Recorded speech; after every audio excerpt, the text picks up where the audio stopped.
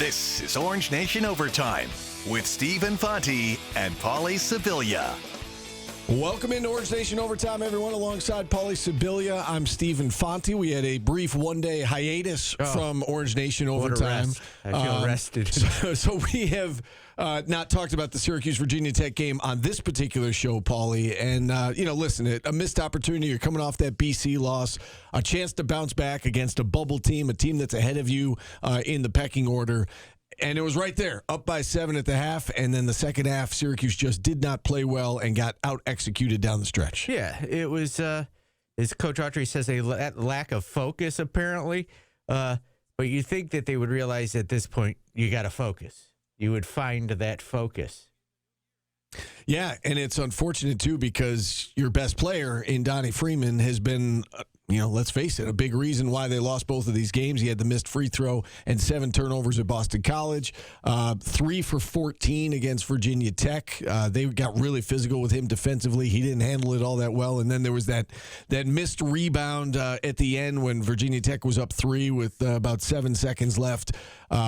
One guy on the line for Virginia Tech, 4 for Syracuse. Donnie kind of got pushed underneath the basket, and that sealed their fate. Yeah, it's not good. It's almost as if they're finding ways to, lose games by themselves. It's a classic case of shooting yourself in the foot all season. And you can look back at least 3 games they should have won, but it was their mistakes that cost them the game. And they do seem to play to their level of competition to some degree. I mean, we saw them beat Tennessee. They're right there with Clemson.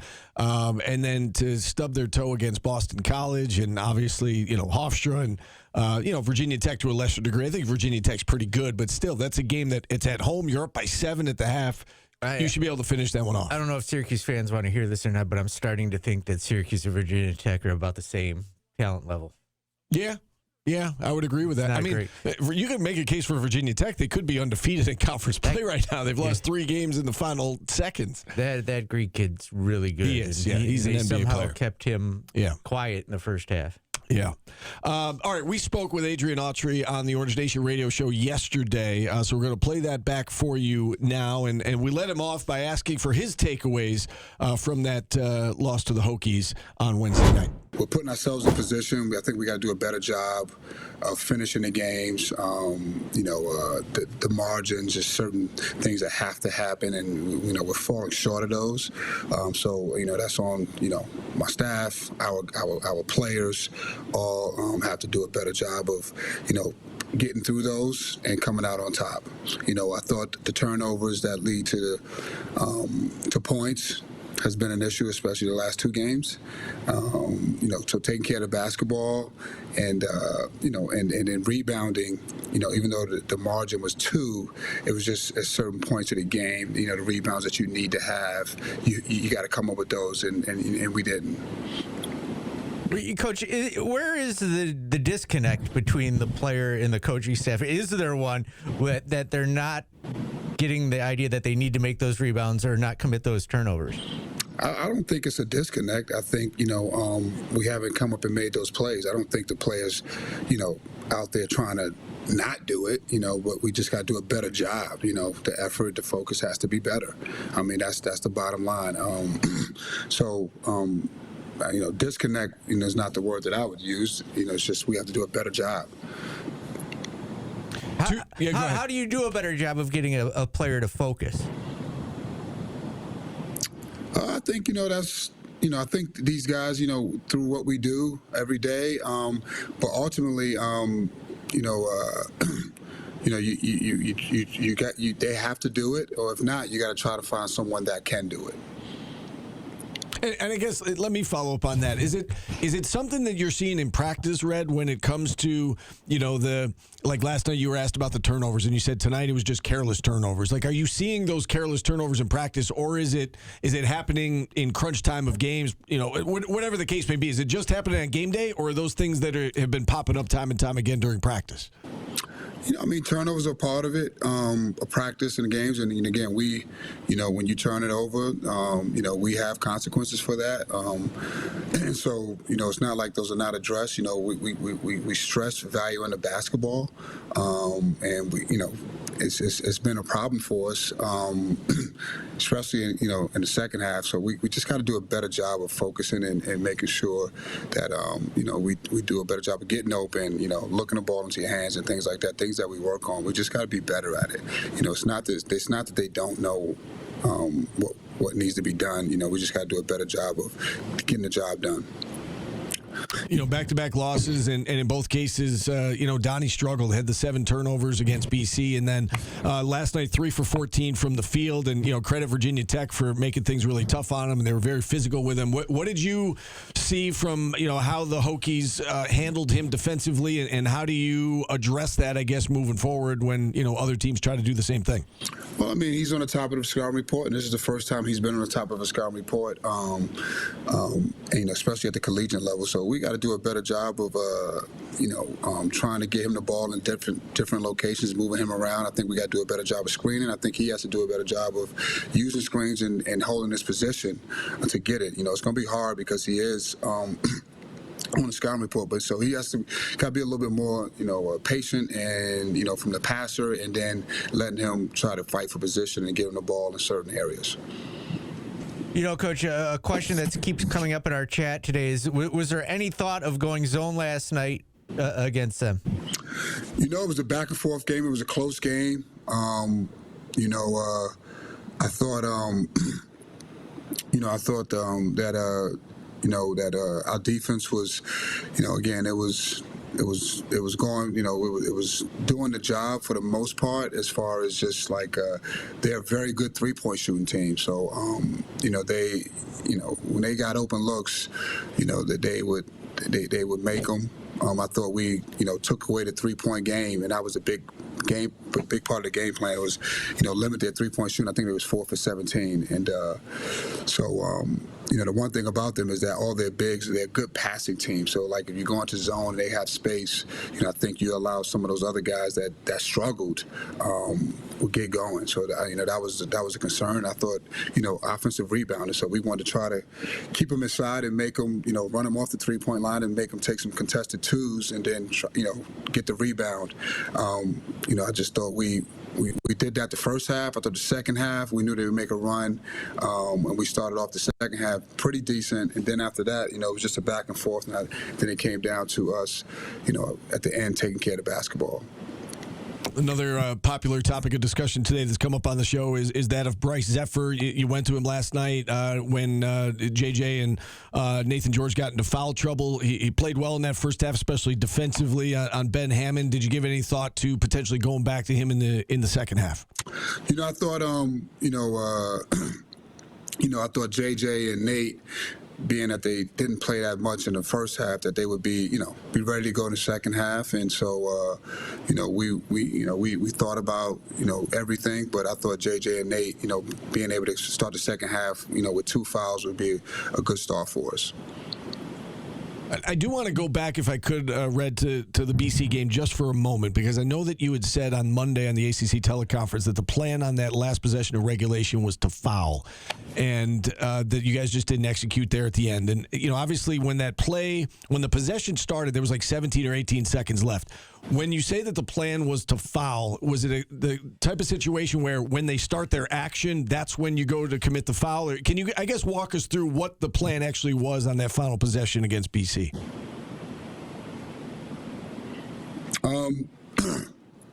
They took it off. They took it out in front of our bench. So once they got over half court, we would like to foul around 9 seconds, 10 or 9 seconds, 8 seconds, because we know it's going to be a free throw shooting game after that. The plan was we were switching everything, and at 9, 10, 9, 8 seconds, we want to give a foul, preferably before they got the shot off. We didn't guard the ball close enough to give that foul, and then we didn't execute. Being up the touch to be able to switch.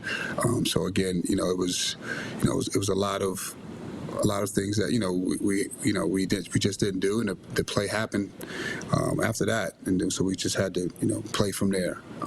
And those things happen because it's funny. I don't think Boston College meant to foul Donnie.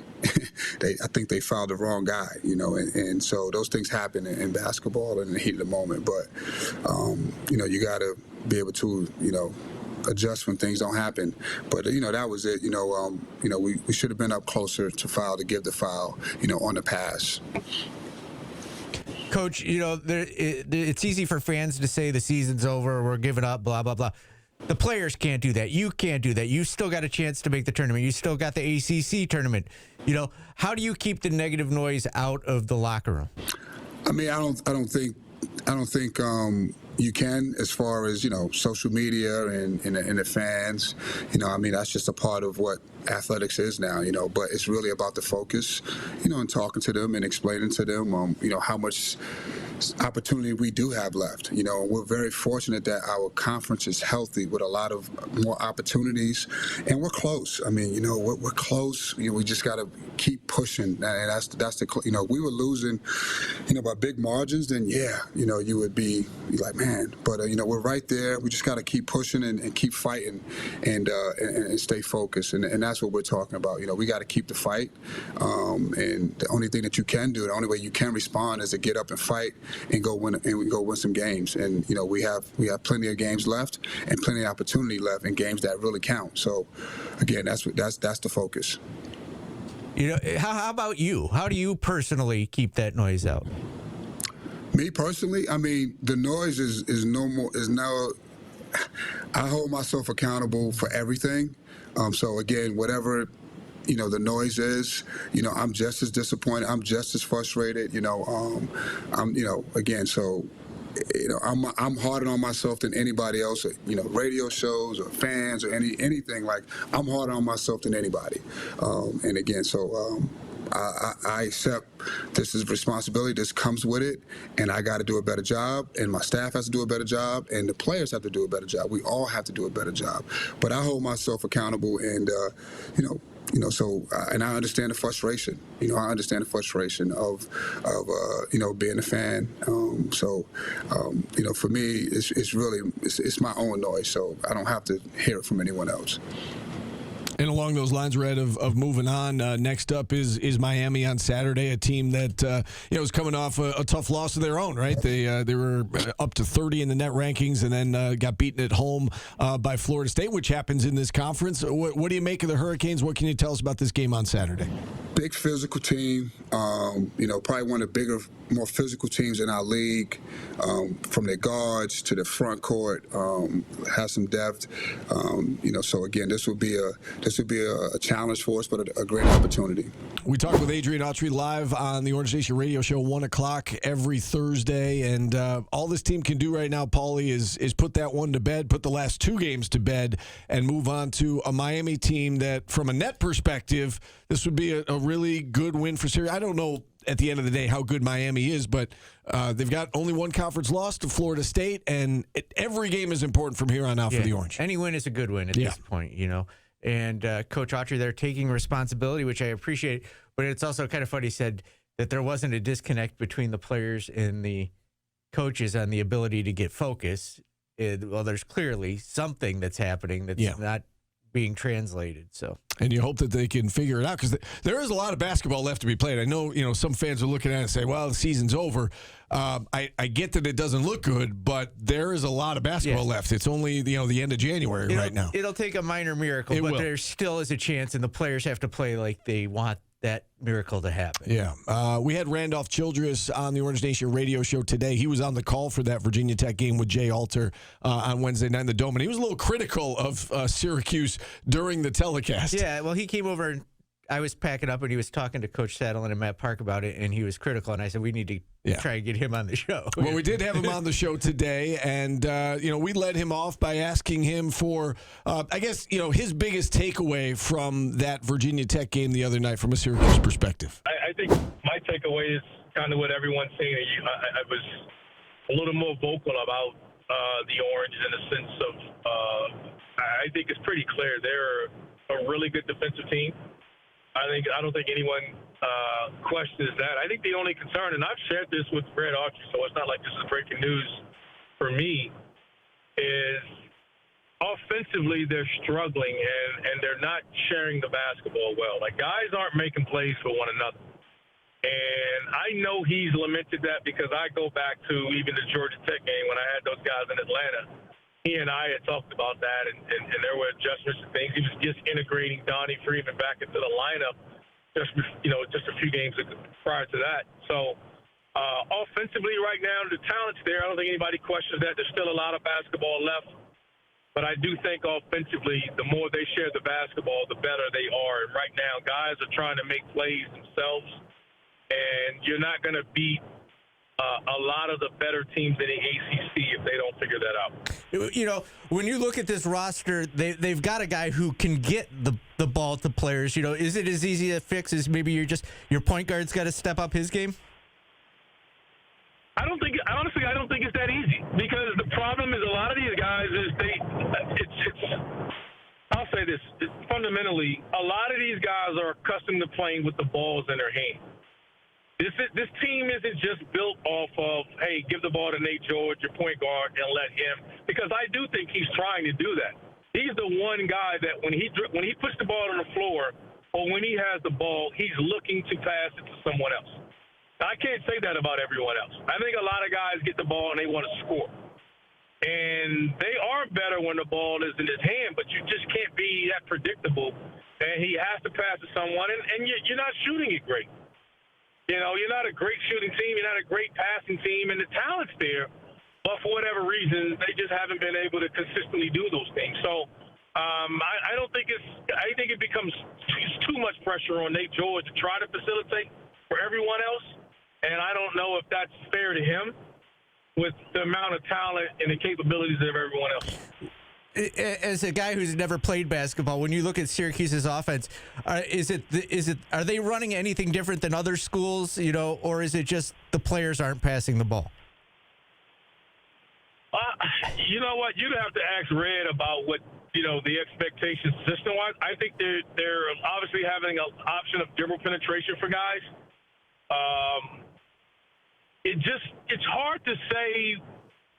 You know, it's one of those when the guys are I don't know if their players are complaining or whatever, but even as fans or a casual looker, you know, looking on, you wonder at times what are they doing. But I understand Red's frustration because I've seen it. Like I've talked to him and I know, and I said this during the broadcast. If you guys, I know you guys are listening. They'll come out and run one play and they'll share the basketball and they look phenomenal. You're like, wow. Like that's the ball is popping, the body movement, ball movement.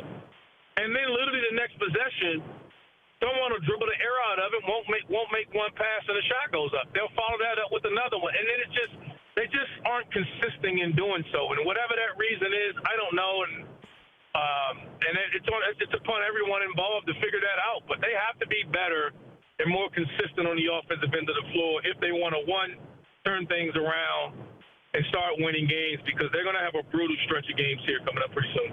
You know, turnovers have been a big problem for this team. 18 of them against Boston College. You know, you saw 14 of them against Virginia Tech, including 9 in the second half. You know, Nate George has struggled with turnovers this year in particular. I think he's got 7 games of 5 or more turnovers. What can be done with that? And a lot of them, too, like, you know, I get sometimes aggressive turnovers in transition. A lot of the turnovers for this team just seem to be careless in the half court, you know, guys just making bad decisions. What can be done to kind of shore that up and try to fix that? Because, you know, when you're playing a lot of 1- and 2-possession games, those turnovers add up and they come back to bite you. Absolutely. Let's be honest. It's spacing's one. And you got to be willing to pass it. There is, if I had to, let's be honest here. If you watch Syracuse play, and obviously you guys have, what ultimately happens is when you're watching them play and guys dribble penetrate and they don't pass it, the spacing is horrible, and I'm not expecting to pass. So they're not cutting. They're not doing things. A big play in that game, I thought that flipped it was when Virginia Tech kind of took over. And I'm not blaming this player at all. I'm not saying it's one player's fault, because I think collectively all of them share in this. And everybody wants to talk about Red and whatever else. I think everybody has, you know, sweat equity into this. As you guys remember the one play, they had numbers. They tried to run. I think Donnie Freeman in the post, they doubled and trapped him, and they had numbers. And Syracuse had Sadiq White spaced out in the corner. And he was spaced to the three-point line, and they had Gerdak guarding him. Gerdak was standing in the paint. He wasn't within 10 feet of Sadiq White. And he didn't shoot the corner three right in front of their bench, and he tried to reverse it. And Ben Hammond deflected it, and then they ended up coming down and getting an and one in transition, right around the 4 or 5 minute mark. I don't know if you guys remember that. Yep. I thought that was just indicative of that's part of what's happening with their turnovers. They're not a great shooting team. There's certain guys who got to guard, but when they're driving, they're just helping off their frontline guys. Like, listen, look at their team. Say what we want about their frontline guys. Who on their front line are you worried about beating you from three? Right. Donnie's the one guy that can make. Donnie's the one guy that can make a three. Let's be honest. Donnie can make a three, but that's not his strength, right? Mm-hmm. If Donnie Freeman is shooting threes, you're clapping your hands, and not because he can't.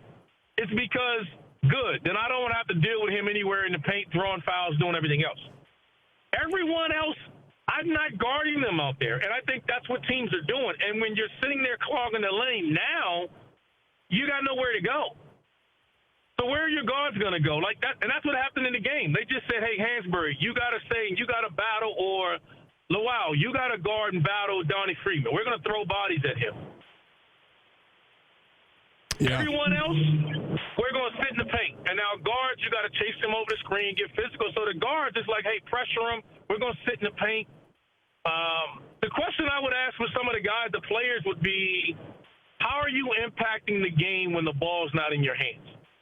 Like, that would be the question that I would ask every player right now is when the ball's not in your hands, how are you impacting this game? Because everybody, to me, is trying to do it when they have the ball. And that's just not going to work. Yeah. It's just not. And, that play there. Yeah, go ahead. Go ahead.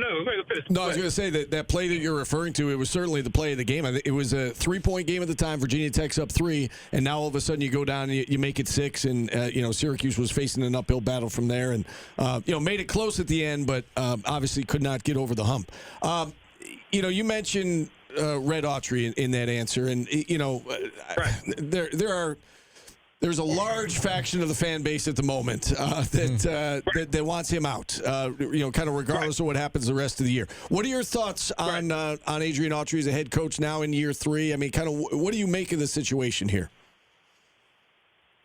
I'll be candid with you. I think it's if you get outside of Syracuse, whether you're an Autry fan or you're not, and honestly, I'll be honest with you guys, I am.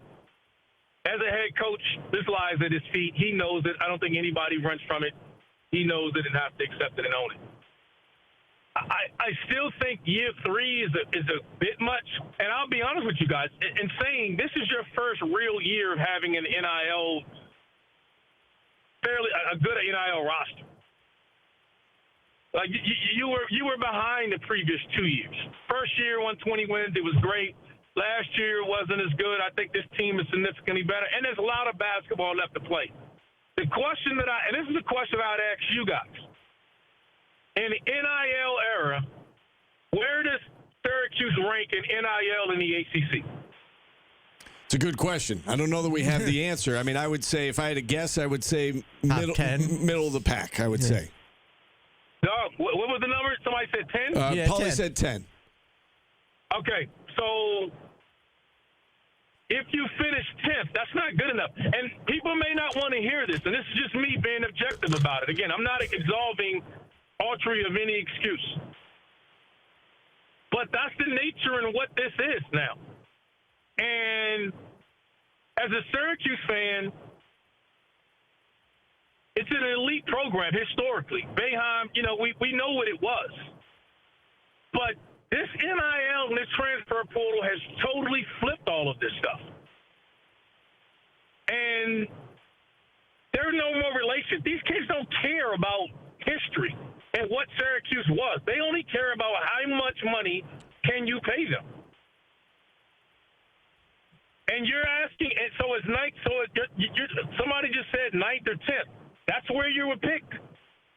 And Yeah, you're hoping that it's better. But how much better is it going to be? And if it's not red archery, then you're going to go get some guy.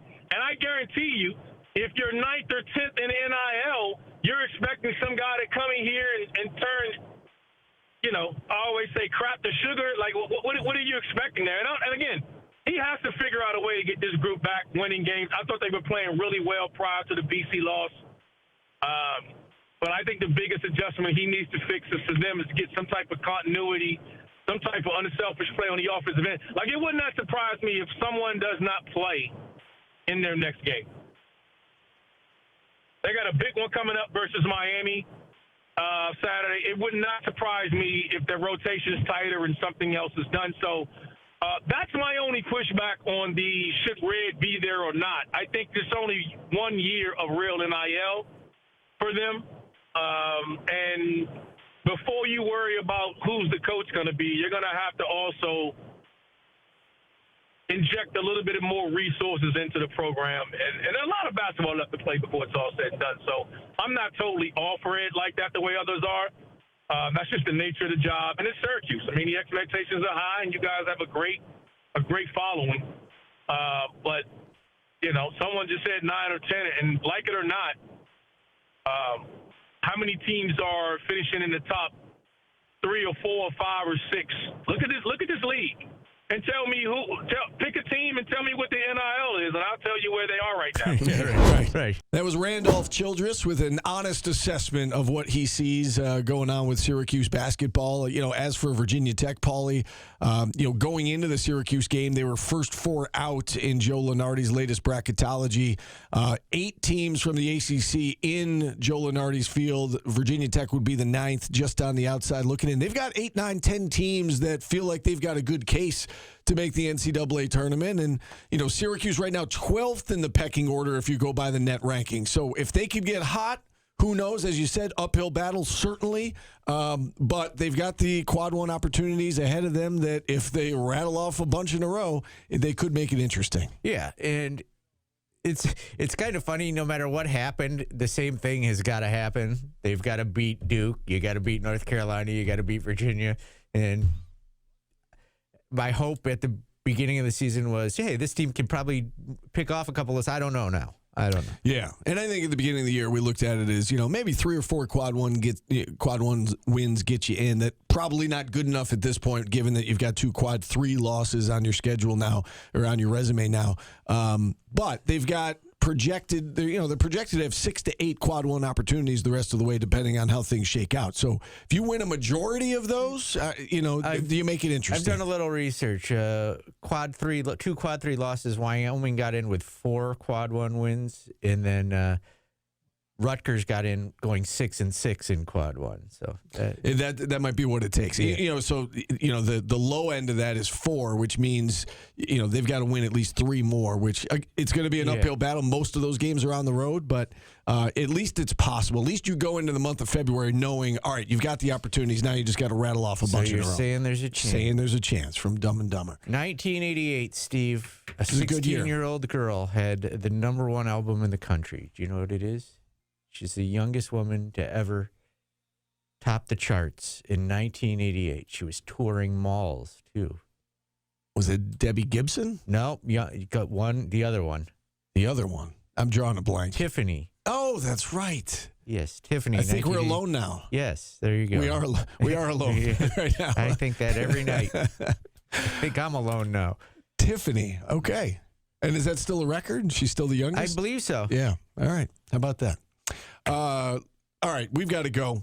Enjoy the weekend, everybody. Try to stay warm, stay safe. Hopefully this winter storm we're about to get is not too bad. For Paulie, I'm Steve. We'll talk to you again on Monday.